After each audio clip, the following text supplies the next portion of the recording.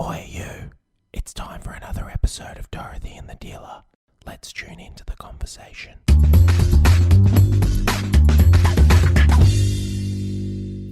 Well, I don't know who the boy band is. Go on. Because I was never into boy bands. Oh, I did you see so myself- were. Oh, well, it was not. Okay, maybe it was. I never saw myself in a boy band. Do you know what I mean? So, anyway. Okay, go on. apart What's from the Black song? Sabbath. Sure. What's the song that you got in your mind? I can't remember. You don't want to sing it because if you sing it too loud and it's really wrong, it's like really That's fucking loud. always the way with you. Just by saying I love you. That, Mitchie, Mitchie, what? Is What? extreme, more than words. Very good. And do you know how I know? More than Words to know you feel that your love for me is real. What would you say? Okay, I'm not. See why I should have been in a fucking I boy know. band? You know what? I'm not. Did you see that shit? Did you hear that shit? I did. I had something to say in my mind, and That I'm was like, on now after I've sung that, it's a bad thing to say. But that's actually my go-to karaoke song. Is it? It is, because I can sing it. It's in my range. It doesn't go too high, too low. I love it. So that's my go-to karaoke song. And every time I sing it, they're all like... Yeah. It's funny. I listen to some people's go-to karaoke songs, when it's an Irish song. And then suddenly people are, so racist because suddenly they think they're Irish and they put on this Irish accent. Okay. Do you know what I mean? And I think that's terrible. So I always back it up with Stairway God, I from don't Heaven know. as a Chinese person. Oh, no. 'Cause she's briaring a stairway to heaven. There is nothing funnier than my a God, Chinese that person is singing nuts. Stairway to Heaven. And I'm not being racist. But it is very funny. And that seems to be China's karaoke go-to song. How do you know that? That's Because every time, that is remember we a used to eat in that gross restaurant. Remember we used to eat in that restaurant. generalisation. Remember we used to eat in that restaurant. Oh, we did in Melbourne. And every time the most played song on the That's list true, was Stairway to Heaven. Tash is leaving. She And thinks we're going to get They loved hassled us. about I mean, the we fact- ate in that restaurant up until we could go out there for like 15 We years. can go back to the Chinese restaurant. That's maybe right. I love soon, it. It's just the maybe. best Chinese restaurant It was ever. really good. Do you know how We you know a used to good go- Chinese Yeah, restaurant? because there's a lot of Asian. Fucking loaded with Chinese people, yeah. Because they Asian all people. love it. Anyway. That's totally off topic to what Yeah. we were talking. Why are we? You know why what are song's we going to be in everybody's head now? It's not Stairway yours. to Heaven. Stairway to Heaven. Instead of my song. Yeah. Yeah. More than words. Do you Yeah. think that will help? Yeah, but there's nothing worse you than an feel. American person pretending they're Irish and singing an Irish song. Okay. It's just as, that's terrible.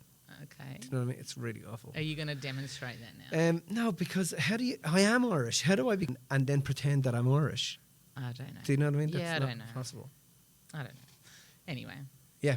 Okay. So, What do you want to talk about today after that? well, I was random talking about. preamble? I was thinking about this whole concept of. We want to share a little bit about how we've been, what's happened for us at the Yeah. end of last year. Yeah, and yeah, stuff. yeah. Well, I mean, look at what's happened overall. I think in terms of communication, and one of the things I've realised that people can fall victim to in their businesses, in their relationships, in their friendships, and it's one of the things that happens with people when they are in a business, and rather than saying I don't want to be here anymore, or rather than saying I don't know how to communicate this message, what happens is they come with emotion. Do you know what I mean? They come with they don't come with the problem, they come with the emotion of the problem. And how that sounds is like a person will come and say, I'm feeling this, I'm kind of feeling this energy in the organization of this. And the problem is, like, how do you work with that? How do you work with somebody coming and saying to you, I kind of feel like the energy here is this, and this. Well, they don't even have to say that the energy. They still just have to say, I'm feeling I'm X, getting Y, this Z, feeling of yeah. blah. Or So- even I'm feeling sad or frustrated or whatever. Yeah. It's fine, but in terms of trying to have an outcome to... Well, you that's can't- one. yeah, That's yeah. one thing. If you're just sitting with someone and you need a vent for a minute, that's one thing. But if you actually want to come... If you're coming to me to find a resolution and to figure out what's happened and to sort something out, that is not going to, that's not going to help, right? But I think for years, you know, I fell victim to that. And when I say fell victim, I was, you know, on the other side of that. And for years it would frustrate me, like, how the fuck do I sort this out? And then I decided that I needed to, okay, this is a problem. Because it felt like whenever you got to sort it out, what are you sorting out? Mm-hmm. You know, what are you trying? You're trying to help the person with their personal emotional issues?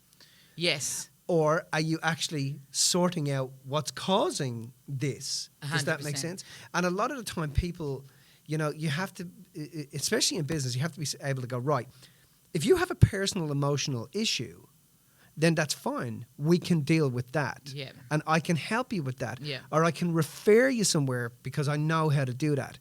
But if there's a problem, you need to tell me what the nuts and bolts of the problem are. Yes. Because otherwise you're chasing ghosts. Yes. Otherwise you're trying to grab clouds. You're trying to fix things that it's not possible. Yes. Now, a lot of the time when you stop and you knuckle down on what the problem is, you know, you have to be able to provide a solution. Yes. You know, so tell me, so how do you knuckle down on what a problem? What's the problem? When did it happen? How did it happen? Where did it happen? Who was involved? What was said?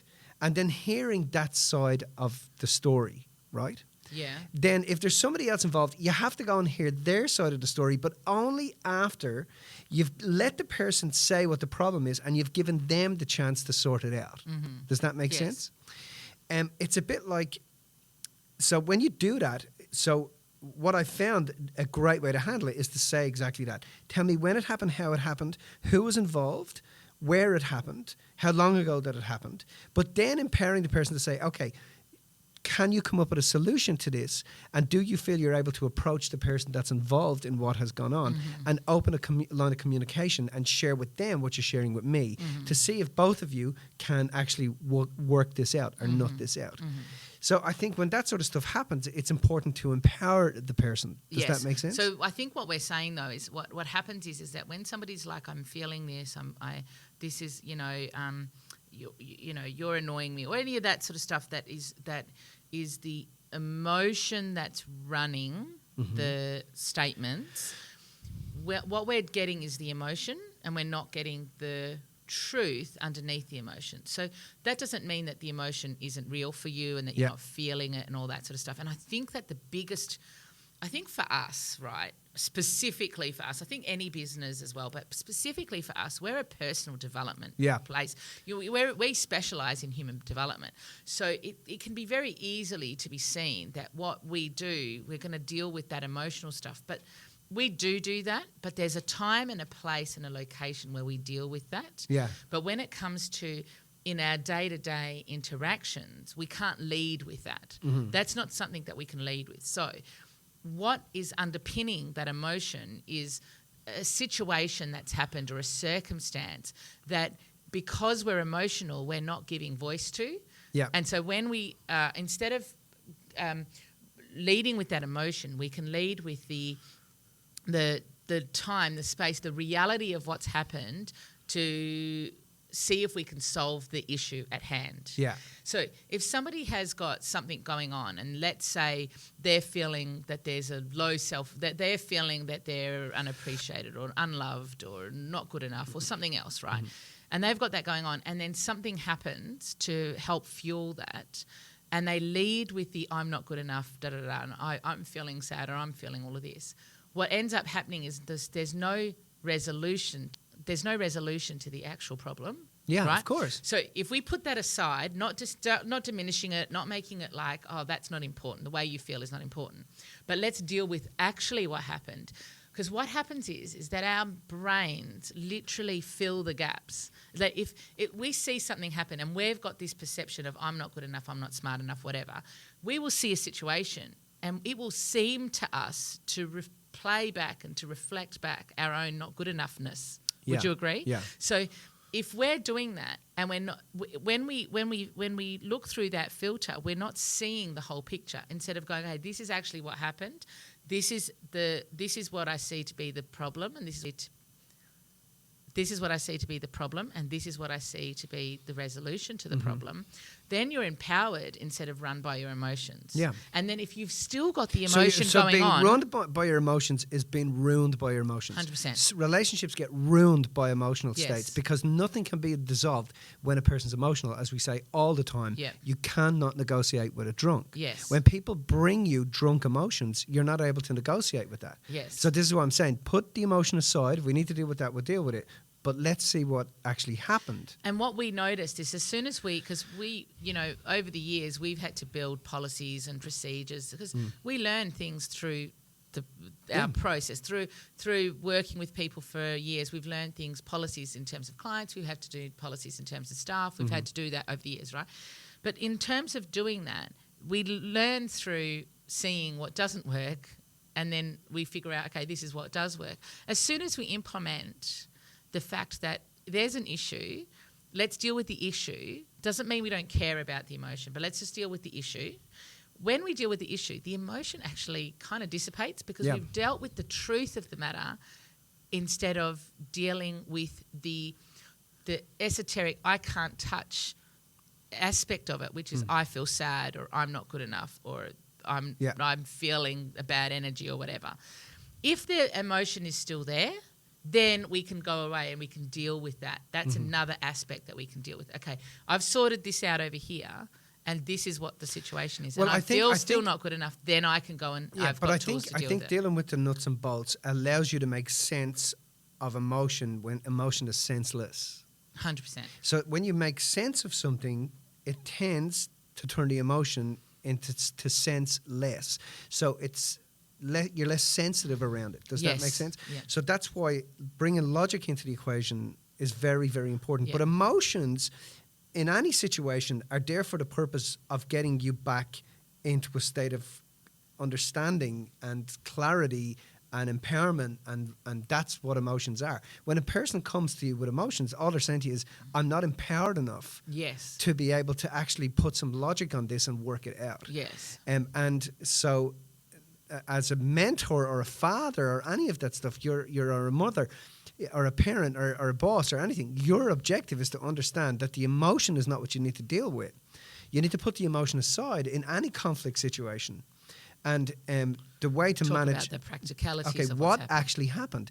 Get down to the nuts and bolts and how are you perceiving, and in how are you perceiving this? And in how you're perceiving it, what exactly is going on about what occurred, so that, and then when you hit, the other thing is that when a person hears themselves say it, they desensitize it. Yes. So the more, this is why whenever you have something traumatic happen, like a great example is you have a baby. Yeah. You go down to the pub, you see your mates, and you're just like fucking telling them the story. Oh my God, I had her foot on my hip, and I had her hand in my hand, and then she was pushing, and then the baby saw the baby's crown, and they tell the whole story, and then they tell it again, and then they tell it again.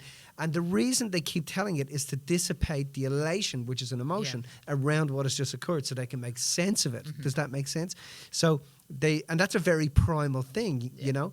The man, many years ago, you know, when we were banging each other in the head with bones, would be kept away from the birth. Yeah. The females would handle it because they handle the emotion differently. Does that make sense?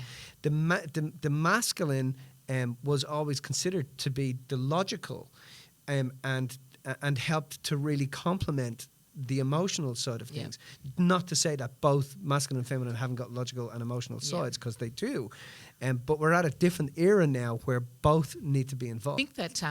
I think that with, with that whole...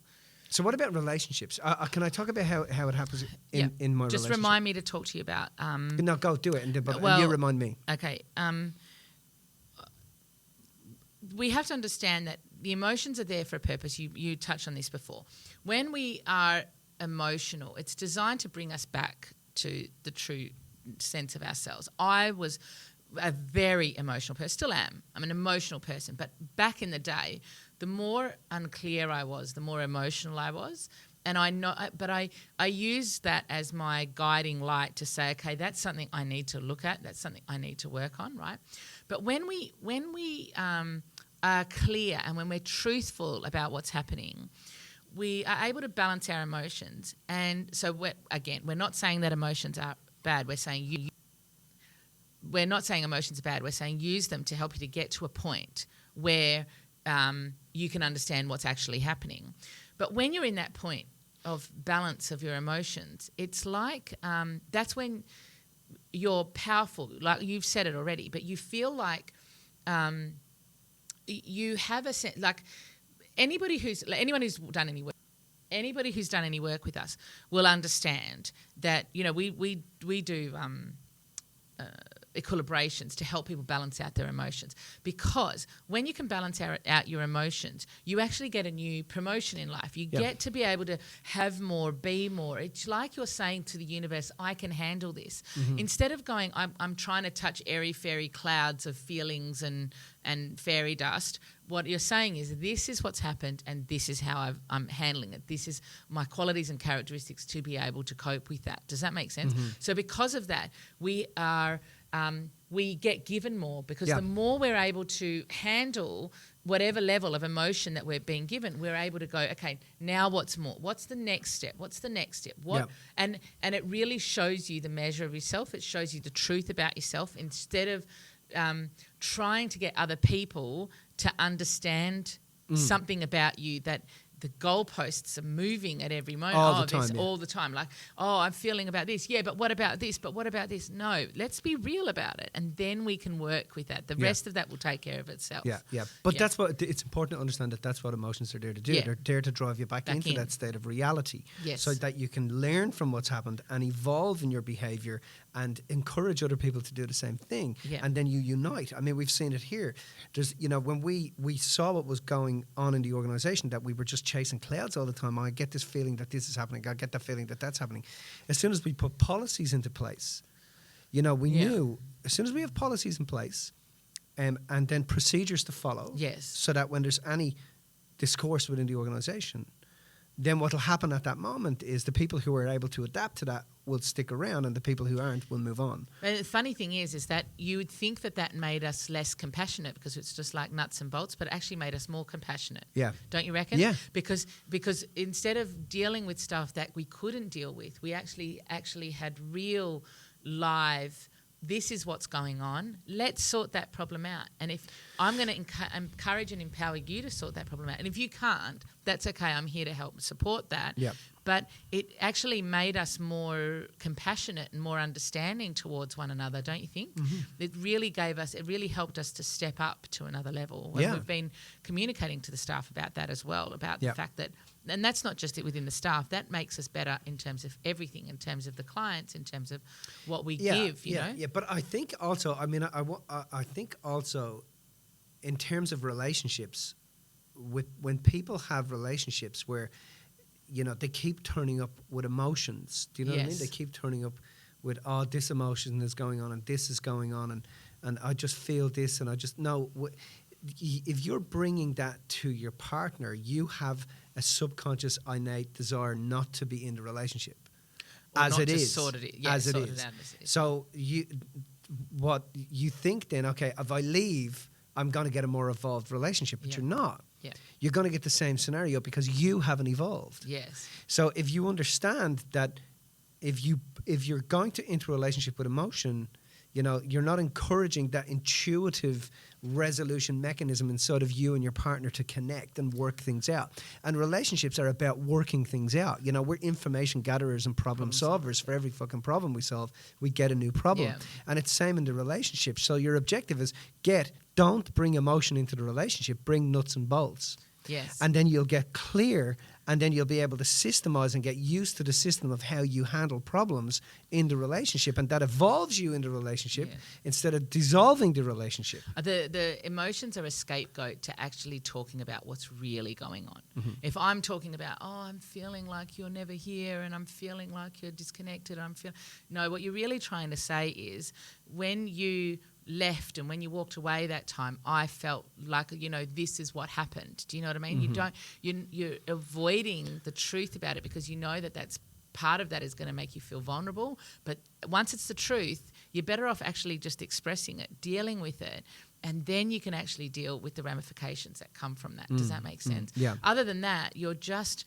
Again, you're grasping at clouds. No, I've never done that. You've never done that. No, So I don't do that in my relationship. No, you don't do that. No ever, way. ever. And it's the same with our kids as well. It's like Oh yeah, I had a problem with Lexi during the week. Yeah. And when she came out, Lexi was upset, and she gets into the car, and then I come home. And when I come home, no, I hadn't heard about it. I came in the front door, and when I walked in the front door, what I was met at the front door with was, Angela, I'm fucking going down to that school, and I'm going to get those two little shits, and I'm going to drag them out in front of their parents, and blah, blah, because Angela's just from Dublin, man. This is how you do it. It's both, you got a problem? It's both barrels. Yeah. So I'm like, okay, whoa. Tell me what happened. So it turns out that two kids in her class, in Lexi's class, she perceived were bullying her. So Lexi sat down with Mum and said, okay, Mum said, tell me what went on and what they've been doing. So she told Ange what had happened and what they'd been doing. And so I said, no, same with Ange, just tell me what actually happened. So she told me what actually happened. Then she said to me, I've emailed the school teacher, the principal. So not the principal, the school teacher. And Ange is really clear. You know, we come from Dublin, rough end of town. Bullying over there was bad. You know, it was bad. So we didn't want that for our kids. So he got back to us that night. It's not just that. It's the fact that Lexi is not you've taught her how to stand up for herself. Yeah. To Physically, deal with no stuff. problem. Yeah, but not even just physically, even emotionally. She's pretty resilient. Yeah. But when it affects her, you know, it's not. You know, yeah. It's gone past that point. It's not like she's somebody. She's just not said able. She wasn't able to handle it, and there was two of them in on it. You know, there was two of these kids in on it and causing. Yeah, but problems. it's past the point where they've said one little thing. It's actually gone to a point where Lexi, who doesn't get affected like that, got affected. Yeah. So he rang me, and what I noticed was, I mean, my objective was to let him know. So here's, you know. It's funny, that morning I'm out riding with two of my buddies who are both headmasters, and I'd said to them, how do you handle it? And they're like, oh, what school is she in? I told them the school, and they're like, okay, so here's how they should be handling in that school. So I knew going into the conversation how this should be handled by the school. Now both my mates said to me, you can't go down and handle it. You have to let him do it first, and then if he doesn't do it on the first hit, then you go down and handle it. But there are policies to bullying. They really, in most schools, do not tolerate it. It's like, okay, sit the two kids down, go through all the way in which they communicate, they sign off on it. If it happens again, you're suspended for 7 days. Now, that's tough. I'm like, holy moly, that's how you guys do it in your school. They said, yes, but that won't be how you do it, and that won't be how they're doing it in Lexi's school. So I spoke to the school teacher, and I just got the nuts and bolts. And so I knew the nuts and bolts of what had happened. I said to him, tell me what you saw. He said, well, you know, I saw a hand to her face. I saw Lexi was upset. I asked her how she was. She said she was okay, didn't really tell me anything. And I said, okay, so here's what we've got from home. And I said to him, I said, what's your policy on bullying? How do you sort out your bullying? What's your bullying policy? So they told me, he told me a little bit about how he was going to handle it, and then I left it with him. But what I noticed was many years ago, okay, like I'd have gone in, I'd have dragged the two kids and him out by the ear. Do you know what I mean? And I'd have dragged all of them down to the headmaster, and then I'd have grabbed the headmaster by the tie, and I'd have pulled him out onto the lawn. And you know, that's just how you operated. Does that make sense? But bringing, logically sitting down and understanding that there's a solution to this. Yeah. And there is a solution. Yeah, you know what I mean? When you can get the emotion out of the way. Yeah, I remember years ago, I went into one of the school teachers, same problem. One of the school teachers yelled at Lexi, and I went into the headmistress. I remember, this is right at the early She days. said to me, you know, all mums and dads turn into lions and lionesses when there's something going on with their children. And I looked at her and I said, you are patronising the wrong person right here. I said, understand something. If I have to sort this out, you will feel the weight of it, and it will be relentless. And so she was like, okay, Mr. Bean, okay, Mr. And it got sorted out straight away. And in fact... You've definitely evolved since then. Yeah, I have evolved. But in fact, I went down and I spoke to the teacher, and she was lovely. You know, it's just she was loud, and she yelled at Lexi and put her name on the board and like did some stuff like, why are you singling out a kid? And I got, I can do that to my kid. But then from that point on, she was great. But I think what I realised in that moment is that I saw Lexi coming out of the school unhappy. Yeah. And that's my job to make sure that doesn't happen. Yeah, do you know that what I you mean? step up in terms of that. Yeah, and because it's and not do it just logically, about, without and it's emotion. not just that; it's about handling. That's exactly how it is when you're dealing with kids' emotions. And what happens is if we're not able to handle and separate our emotions from who we are, then we're not able to help them to do the same thing. Yeah. And it's about going, okay, that doesn't mean you don't allow them to feel it, but then when it's time, we can be really practical and logical about it to help them. But that only happens when we can do it ourselves. And as with everything with kids, you've got to lead the way. Yeah. But it's the same with work as well. We have to lead the way. Because when we were allowing that for ourselves, we allowed it for other people. When we don't allow it for ourselves, we don't allow it for other people. Does that make sense? Yeah. It's very... And I feel very grateful because I feel like a lot has shifted, as a result of being able to have those conversations and also understanding. I think sometimes it's really important to understand that you can have those conversations. You can have those real conversations that say, this happened, I didn't like this because this is what happened as a result of that. But there's a solution. Going in knowing there's a solution. But when you go in and you lead with your emotions, that doesn't. And I've had a massive realizations over the last 6 months around that as well, just about the fact that we talk about over and over again, we talk about our finances and we don't lead with our emotions, with our finances. Let a system run the finances. Yeah. It's exactly the same fucking thing with our communication, with health, with whatever. What's your system around What's conflict? the system around it? Rather than using your emotions to lead the way, those emotions of I'm not good enough, I don't know, whatever. Instead of letting that lead the way, let the system lead the way. The system will take care of itself. Yeah. And then if you're noticing the emotions come up, then you can deal with them as a separate issue. Other than that, you've got a process in place to get ahead. What do you reckon? Yeah, that's good. That's some good stuff. I reckon we've saved many children's lives there and also lots of marriages and some businesses as well. You reckon? Yeah. More than words to make you feel that your love for me is real. That's amazing. She's bright. If you found this information inspiring, make sure you subscribe and tune in to the next Dorothy and the Dealer podcast.